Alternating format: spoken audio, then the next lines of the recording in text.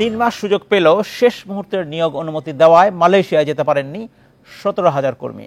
এমনকি শ্রমবাজার বন্ধের 2 দিন আগেও নিয়োগ অনুমতি দেওয়া হয়েছে প্রবাসী কল্যাণ মন্ত্রণালয়ের পক্ষ থেকে। বিশেষজ্ঞরা বলছেন, কাজ ফেলে রেখে দুর্নীতিকে উৎসাহিত করা হয়েছে। এতে বিপুল অর্থ লোপাটের সুযোগও পেয়েছে দালালরা।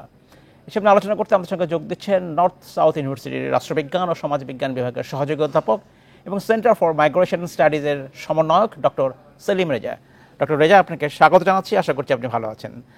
আমরা আলোচনা করছি মালয়েশিয়া কর্মী পাঠানো নিয়ে। একটা বড় সংকট হয়েছে, ব্যবস্থাপনার সংকট। মন্ত্রণালয়ের পক্ষ থেকে বলা হয়েছে, শেষ মুহূর্তে অনুমতি থাকা পরেও, চাকরির অনুমতি পাবার পরেও প্রায় 17,000 কর্মী যেতে পারেনি। প্রশ্ন হচ্ছে, যখন 31শে মে ডেডলাইন নির্ধারণ করা হলো মালয়েশিয়ার পক্ষ থেকে, তার আগে কিন্তু যথেষ্ট সময় দেওয়া হয়েছিল। একদম যে 1 সপ্তাহ আগে বলা হয়েছে তা নয়। তাহলে এই জায়গায় যে ব্যর্থতা হলো, এই ব্যর্থতার মূল দায় কার? সরকারের বা মন্ত্রণালয়ের?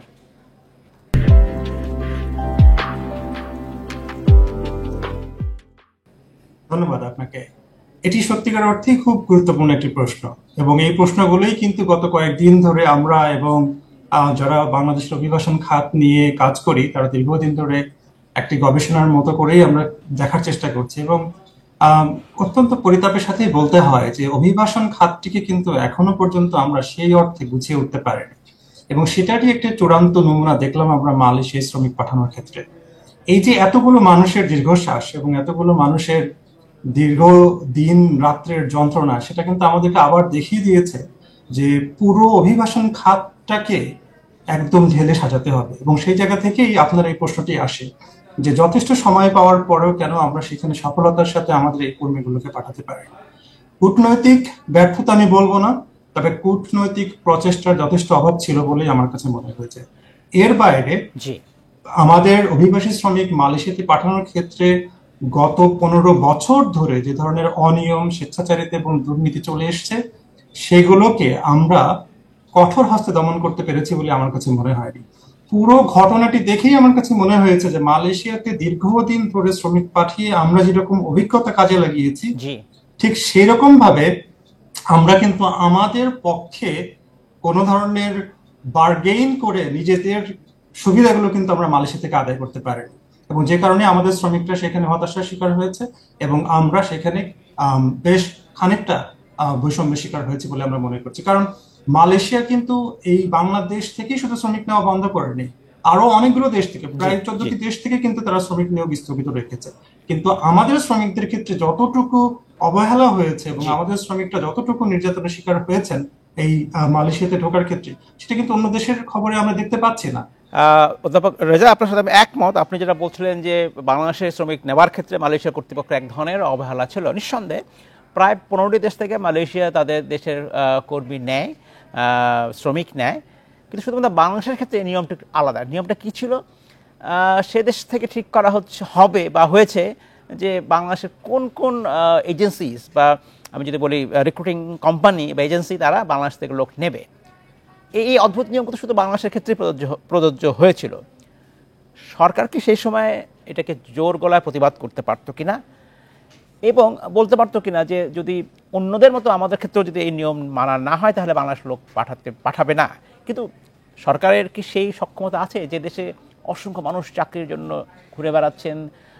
কারণ সেই ক্ষেত্রে মালয়েশিয়া সরকার যদি রাজি না হতো, হয়তো যে সংখ্যক মানুষ গেছেন তারা যেতে পারতেন না।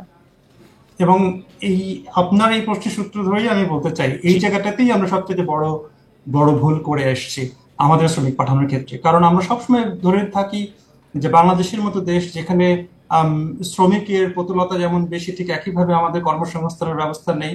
অতএব যেন তেন ভাবে বেশি সংখ্যক শ্রমিক পাঠাতে পারলেই যেন আমাদের সফলতা ফুটে উঠবে, এবং সেই কারণেই আমরা সব বাজারে, আন্তর্জাতিক শ্রম বাজারের প্রতিটা জায়গাতেই কিন্তু সংখ্যার উপরে আমরা জোর দিয়েছি, কত বেশি শ্রমিক আমার যেতে পারে।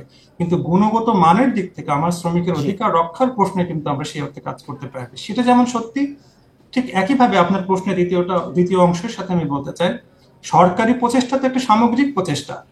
আমার কাছে মনে হয় যে দীর্ঘ 1976 সাল থেকে এ যাবৎকালে বাংলাদেশের অভিবাসন খাত নিয়ে আমরা দীর্ঘদিন কাজ করেও আমরা মনে হয় কোথাও না কোথাও ব্যর্থ হয়েছি যে এই খাতের সমস্যাগুলোকে খুব ভালোভাবে বুঝতে।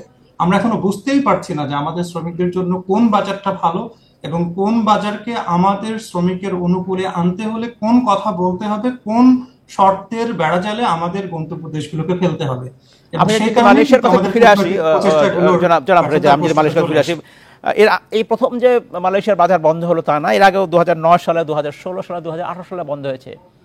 18 সালে তো আমার মনেই আছে, সেই সময় নতুন সরকার বললেন যে যে পদ্ধতিতে এই একই সিন্ডিকেট বা চক্রের মাধ্যমে কয়েকটি নির্দিষ্ট রিক্রুটিং এজেন্সির মাধ্যমে কর্মী বা শ্রমিক পাঠানো হচ্ছিল, তখন তারা বলেছিল যে এটি একটি দুর্নীতিগ্রস্ত ব্যবস্থা। কিন্তু আবারও যখন আবার এই বাজারটা খুলে গেল, ওই একই রকম ব্যবস্থায় তখন হয়তো 25 জন, সেখানে হয়তো 100 করা হয়েছিল, কিন্তু মূল বিষয়টা কিন্তু একই রকমই ছিল।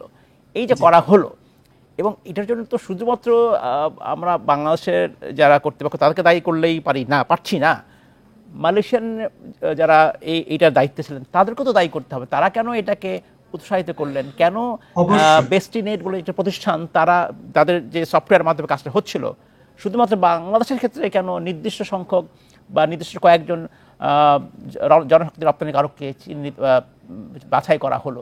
বাছাই করার ক্রাইটেরিয়া বা কি ছিল? অবশ্যই এটা একটি খুবই গুরুত্বপূর্ণ বিষয়। আপনি দেখবেন যে মালয়েশিয়াতে যে ফরেন ওয়ার্কার্স সেন্ট্রাল ম্যানেজমেন্ট সিস্টেমের যে সফটওয়্যার, যেটার কথা আপনি বলছেন, যে মাইগ্রাম সফটওয়্যারের মালিক প্রতিষ্ঠান বেস্টিনেটের নাম বারবার আমরা দেখতে পাচ্ছি, এবং সেই মালিক প্রতিষ্ঠানের লোকজনের সাথে এই পুরো দুর্নীতি এবং অনিয়মের সংশ্লিষ্টতার খবর আমরা বিভিন্ন পত্রপত্রিকায় দেখেছি। কিন্তু মূল বিষয়টি হচ্ছে যে এজেন্সি নির্ধারণের দায়িত্ব কেন মালয়েশিয়ার হাতে থাকবে, সেটি একটি অত্যন্ত গুরুত্বপূর্ণ বিষয়। আমরা আমাদের কূটনৈতিক প্রচেষ্টা এবং দিন দরবারের কোনো একটা জায়গাতে নিশ্চয়ই আমরা মালয়েশিয়াকে সেই জায়গাটায় নিয়ে আসতে পারিনি। এবং আমরা সবসময় হয়তো বা মনে করেছি মালয়েশিয়া আমাদের জন্য একটা বিরাট বড় বাজার এবং সেখানে শ্রমিক পাঠানোটাই আমাদের মূল কাজ। কিন্তু মালয়েশিয়ার জবাবদিহিতা বা দায়িত্বশীলতার জায়গা থেকে কিন্তু আমরা মালয়েশিয়াকে সেই জায়গাটা নিয়ে আসতে পারিনি। কিন্তু দুর্নীতির তো কোনো সীমানা নেই। দুর্নীতি বাংলাদেশে যেমন হয়, মালয়েশিয়াতেও হয়, এবং অন্যান্য অনেক উন্নত দেশেও তো হয়। এবং সেই দুর্নীতির বলিটাই হচ্ছে আমার এই 17,000 মানুষ, এবং এই 17,000 মানুষের, এবং এই যে দুর্নীতি হচ্ছিল সেটার জন্য ইউরোপীয় ইউনিয়নের পক্ষ থেকে, জাতিসংঘের পক্ষ থেকেও কিন্তু উদ্বেগ প্রকাশ করা হয়েছিল।